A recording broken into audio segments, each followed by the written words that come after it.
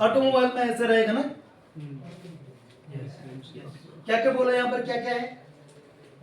Engine,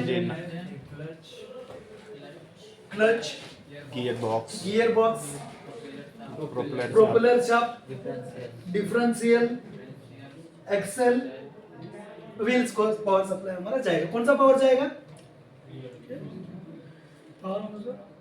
power कौन सा power जाएगा? मैकेनिकल पावर जाएगा। रोटेशनल एनर्जी, काइनेटिक एनर्जी वहां पर ट्रांसफर होगा। तो इसको हम क्या बोलेंगे? जनरेशन बोल सकते हैं, generation of power. Mechanical power यहाँ पर जनरेट होगा। अब जनरेट हुआ है तो उसको हमें ट्रांसफर भी तो करना पड़ेगा। ट्रांसमिशन सिस्टम है तो यहाँ पर क्या होगा? ट्रांसफर होगा power. Generated power is transfer to the wheels. ठीक है। तो ये एक्चुअल में क्या दिखा है इसमें बोलो? Rear wheel drive. Rear wheel drive यानी कि क्या होगा? रियर मतलब पीछे वाला, फ्रंट मतलब आगे। ठीक है। तो इंजन इसका आगे है लेकिन पीछे वाले व्हील्स को पावर मिल रहा है। जैसा हमारा टाटा एस व्हीकल है ना, टाटा का छोटा हाथी बोलेंगे, उसके ऊपर बॉडी नहीं है ना, वही कार देखा है ना आपने। तो वहां पर अगर आप देखेंगे तो क्या होगा? इंजन बीच में है लेकिन पावर कहां पर जा रहा है? पीछे वाला व्हीकल व्हील्स को। अभी ये वाला देखो, इसमें क्या डिफरेंस है पहले वाले और इसमें? नहीं, क्या बोला है उन्होंने? 4 व्हील ड्राइव बोला है ना। तो अभी क्या होगा यहाँ पर देखो, यानी कि यहाँ से क्या होगा? यहाँ पर भी पावर जाएगी इस डिफरेंशियल को, यहाँ से यहाँ भी जाएगी। इसको सेंट्रल डिफरेंशियल में हम बोल सकते हैं, या सेंट्रल डिफरेंशियल का इस्तेमाल करके भी दे सकते हैं, ट्रांसफर केस बोल सकते हैं। ठीक है। यानी कि यहाँ पर भी पावर दे रहा है, वहां पर भी पावर। ठीक है। ये वाला एक बोलो लास्ट पे, और बाकी क्या होगा? Front wheel drive. यहाँ पर हमारा स्टीयरिंग सिस्टम है, वो दिखाया है। इंजन यहाँ पर कहां पर है? देखो इंजन और क्लच, ट्रांसएक्सल। ट्रांसएक्सल का मीनिंग क्या होगा?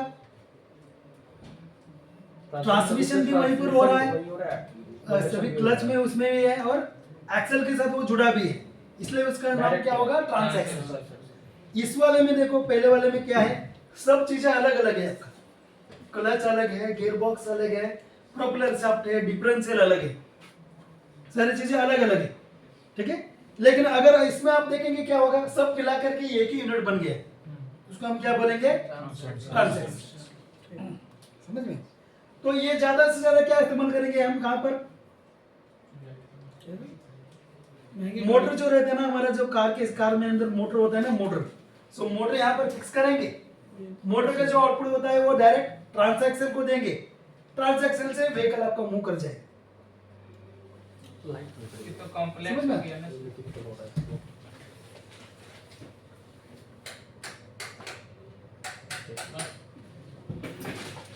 ओके।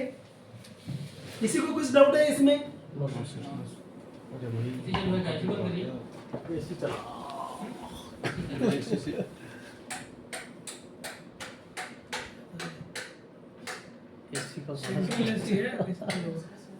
एसी शायद वो वाला रहेगा, देखो वो साइड से होगा। बर्फ जम गया।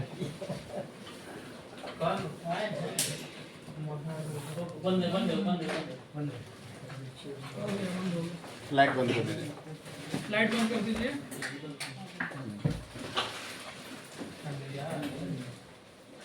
ओके। तो ऐसा हम डिस्ट्रीब्यूट कर सकते हैं क्या? यस। बोलो क्या क्या यहाँ पर हुआ है? पावर ट्रेन सिस्टम, इसका मतलब क्या हो गया? Power generation. ठीक है। बाद में पावर ट्रांसमिशन, जनरेट होने के बाद में ट्रांसमिशन तो होना चाहिए ना। कहां पर ट्रांसमिशन होना चाहिए उसका? व्हील्स तक। ठीक है। नेक्स्ट रनिंग ये वाला सिस्टम क्या बोलेंगे? रनिंग सिस्टम, सस्पेंशन, स्टीयरिंग और ब्रेकिंग। और ये वाला क्या बोलेंगे इसको? कंफर्ट सिस्टम में क्या क्या आएगा? हीटर और ये लास्ट वाला seating, force strength fascia instruments, lights भी आएंगे ना सर? हाँ वो भी आएगा, इसमें मेंशन नहीं किया क्या वो लोग, मेंशन नहीं किया, तो वो चाहिए। वही वैसे तो मैंने बोला ना आपको पहले क्या क्या चाहिए हो।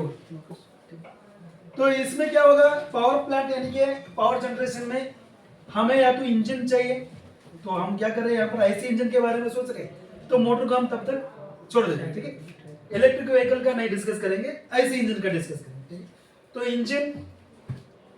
इंजन चाहिए, तो इंजन किस पर वर्क करेगा, फ्यूल उसको चाहिए होगा। बैच 1 ऑटो एमआर, नहीं, बैच 2 है, बैच 2 ऑटो एमआर का ट्रेडिंग चल रहा है। बैच 2 है। हमारा बैच 2 है क्या? Yes sir. तो फ्यूल सिस्टम हमें चाहिए। फ्यूल सिस्टम में एक्चुअल क्या होगा, ऑयल होगा, सेकंड बल्ब, फ्यूल सिस्टम में कार्बोरेटर नहीं फ्यूल सिस्टम में क्या होगा, सबसे पहले Burning of fuel. टैंक रहेगा, फ्यूल टैंक रहेगा, पेट्रोल या डीजल वाला टैंक रहेगा। वहां से हमारा क्या होना चाहिए, फ्यूल इंजन तक जाना चाहिए ना। सो वहां पर हम क्या इस्तेमाल करेंगे, फ्यूल पंप का इस्तेमाल करेंगे, Fuel pump. और फ्यूल पंप, फ्यूल का पाइप जो होगा, मतलब क्या बोलेंगे उसको, होस पाइप भी बोल Hose सकते हैं, pipe. ठीक है। वहां से क्या होगा, फिल्टर हो जाएगा, फ्यूल फिल्टर हो जाएगा ना। फ्यूल फिल्टर होने के बाद में एक एक व्हीकल में हम एक्स्ट्रा वाला एक पंप भी इस्तेमाल कर सकते हैं, Mix with air and तो कार्बोरेटर बोलेंगे उसका। सो कार्बोरेटर का इस्तेमाल नए व्हीकल्स में नहीं हो रहा है। नहीं हो रहा, क्या इस्तेमाल कर रहे हैं, इंजेक्टर का ही इस्तेमाल कर रहे हैं, ठीक है। कार्बोरेटर हमारा टू व्हीलर में होता है, पेट्रोल पेट्रोल पे। तो कार्बोरेटर का काम क्या होगा, फ्यूल और एयर को मॉडल में मिक्स करके बर्निंग का काम। एयर और फ्यूल का मिक्सर क्या होगा, प्रॉपर्ली होना चाहिए। एयर और फ्यूल मिक्सर प्रॉपर्ली नहीं होगा तो क्या होगा, कंबशन प्रॉपर्ली नहीं हो पाएगा, फ्यूल आपका वेस्ट हो जाए और कुछ नहीं, एवरेज खराब हो जाएंगे। ओके। तो इनटेक सिस्टम में क्या होगा, फ्यूल इन करेगा। इनटेक सिस्टम में एक्चुअल में एयर इन करता है, सही है ना। बाद में एग्जॉस्ट सिस्टम में क्या होगा, हार्मफुल गैसेस, एग्जॉस्ट गैसेस बाहर से निकल सकते, साइलेंसर बोल सकते हैं इसको। कूलिंग सिस्टम की आवश्यकता है क्या, है सर। ओवर बहुत ज्यादा हीट हो जाता है वहां पर, इसलिए वहां पर कंपलसरी कूलिंग चाहिए। उसके साथ साथ मैकेनिकल फ्रिक्शन भी बहुत ज्यादा होगा, रोटेशन ज्यादा होगा, तो आपको कूलिंग हमेशा चाहिए। लुब्रिकेशन है, कूलिंग सिस्टम चाहिए। फर्स्टली टैप ऑफ इंजन के अनुसार सर पहले तो 2 स्ट्रोक 4 स्ट्रोक आएगा ना। हाँ वो है, 4 स्ट्रोक में ये एयर इन करता है पहले, हाँ। 2 स्ट्रोक में नहीं करता है। नहीं वैसा नहीं बोल सकते, जनरल हम ये बोल रहे हैं, जनरल पिक्चर में इस तरह से होगा ऐसा। ओके। हम सेग्रीगेशन नहीं किया ना इसमें। अभी देखो, पेट्रोल का व्हीकल है तो भी फ्यूल इंटेक होना ही चाहिए, डीजल का है तो भी फ्यूल इंटेक होना ही चाहिए, पेट्रोल का इंजन है तो भी एग्जॉस्ट सिस्टम चाहिए, डीजल को भी एग्जॉस्ट सिस्टम चाहिए, ऐसे जनरल वाला स्ट्रक्चर है। कूलिंग सिस्टम दोनों को भी चाहिए, लुब्रिकेशन चाहिए, ठीक है। और दोनों में भी क्लच का इस्तेमाल करेंगे, गियर बॉक्स का इस्तेमाल करेंगे, ट्रांसफर केस वो डिपेंड करेगा आपका इसके ऊपर। डिफरेंशियल तो चाहिए होगा, और व्हील्स और टायर तो चाहिए, ठीक है। तो ये सारी जनरल आपको पता है, इसके बारे में डिटेल में हम देखते जाएंगे बाद में।